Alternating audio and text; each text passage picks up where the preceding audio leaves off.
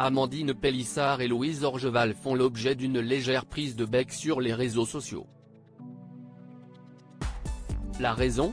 La première dit avoir été victime d'usurpation d'identité sur la plateforme Mime, ce que la seconde dit être impossible. Elle en veut pour preuve un échange SMS qu'elle a dévoilé dans sa story Instagram. Jamais Amandine Pélissard n'a fait autant parler d'elle que depuis qu'elle a quitté Famille Nombreuse, la vie en XXL. Il faut dire que la maman de bientôt 9 enfants a entrepris un virage à 180 degrés puisqu'elle s'est lancée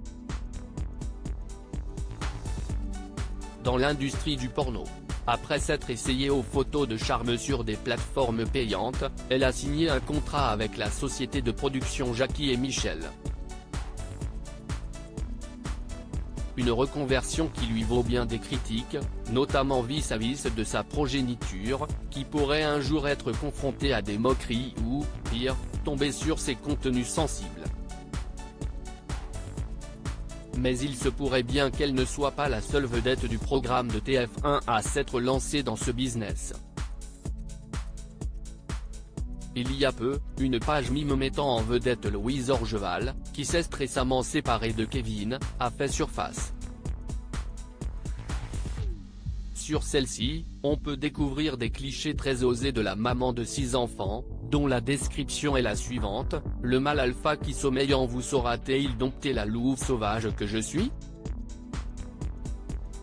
Sauf que la principale intéressée nie en être à l'origine. Amandine Pélissard dévoile un échange SMS alors que la page en question faisait le tour des réseaux sociaux. Louise Orgeval a fait savoir dans sa story Instagram qu'elle avait été victime d'usurpation d'identité et qu'elle n'était pas la personne derrière la publication de ses contenus. Peu après, Amandine Pélissard a publié un message qui laissait entendre qu'elle ne croyait pas en sa version.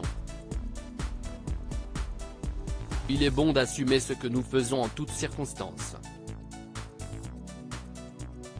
Que certaines y méditent, a en effet écrit la compagne d'Alexandré, qui a toutefois assuré par la suite qu'elle ne parlait pas de la maman de 6 enfants.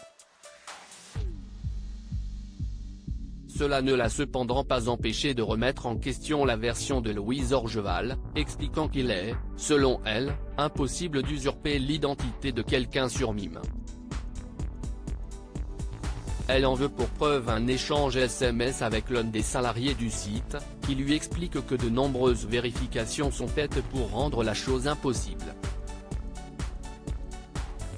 Parmi les pièces demandées, leurs pièces d'identité, un selfie de sécurité, leurs informations personnelles, la validation de leur numéro de téléphone et un compte bancaire à leur nom. Tant d'éléments qui semblent garantir l'authenticité d'un compte, même si l'autre vedette de Famille Nombreuse, elle, maintient être une victime. Alors, qui dit vrai ? Affaire à suivre.